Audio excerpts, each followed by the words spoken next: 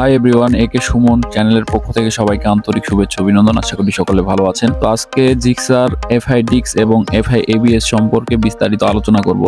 যারা আমার এই চ্যানেলটিকে সাবস্ক্রাইব করেন নাই অবশ্যই সাবস্ক্রাইব করে নেবেন, আর যারা আগে থেকে সাবস্ক্রাইব করে রেখেছেন তাদেরকে অসংখ্য অসংখ্য ধন্যবাদ। তো কথা না বাড়ায় শুরু করা যাক। জিক্সার এফআই নাকি জিক্সার এফআই এবিএস, কোনটা আপনার জন্য সবচেয়ে ভালো হবে? যদি বলি বডির ডিজাইন, সুজুকির নতুন বাইকগুলোর ডিজাইন এক কথায় দুর্দান্ত।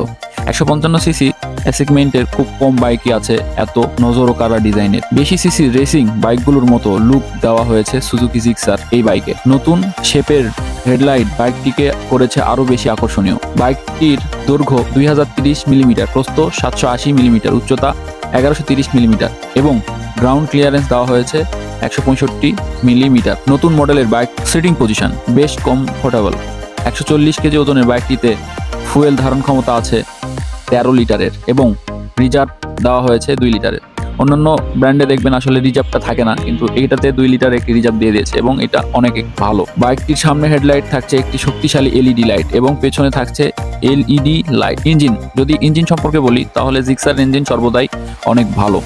জিক্সার এফআই এবিএস এ বাইকটিতে ব্যবহার করা হয়েছে 14.1 PS 8000 RPM এ পাওয়ার এবং 14 Nm 6000 RPM এর টর্ক সমৃদ্ধ 155 সিসি একটি শক্তিশালী ইঞ্জিন।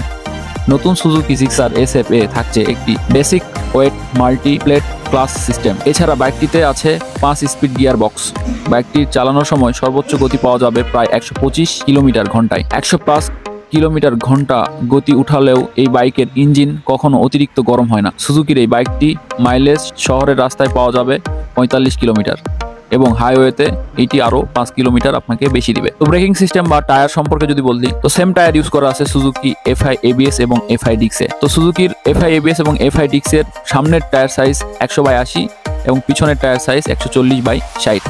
তো সাসপেনশনও সেম সাসপেনশন ইউজ করা আছে দুইটাতেই। বাইকটির সামনের সাসপেনশনে রয়েছে টেলিস্কোপ সাসপেনশন এবং পিছনে রয়েছে মনোশক সাসপেনশন।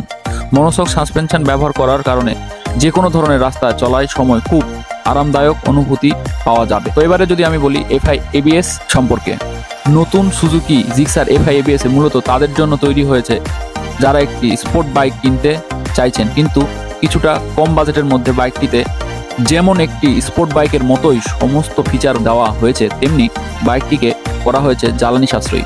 এই সুবিধাগুলোর জন্যই অনেকেই দৈনন্দিন ব্যবহারের জন্য বাইকটি চালিয়ে থাকেন।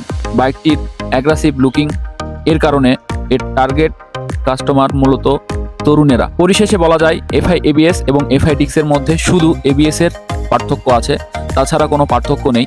সেম সবকিছু ইউজ করা আছে, যেমন সাসপেনশন, ডিস্ক থেকে শুরু করে টায়ার, ইঞ্জিন এবং এইটার যে 3টা ভেরিয়েন্টে কালার আছে সেম 3টা ভেরিয়েন্টে এফআই এবিএস এবং এফআই ডিক্সে এই 3টা কালারই আপনারা পেয়ে যাবেন। তো আশা করি ভিডিওটি ভালো লেগেছে, আর ভিডিওটি ভালো লাগলে অবশ্যই ভিডিওতে সাবস্ক্রাইব, লাইক, শেয়ার করে যাবেন যাতে করে অন্যরা এই ভিডিওটি দেখতে পায়।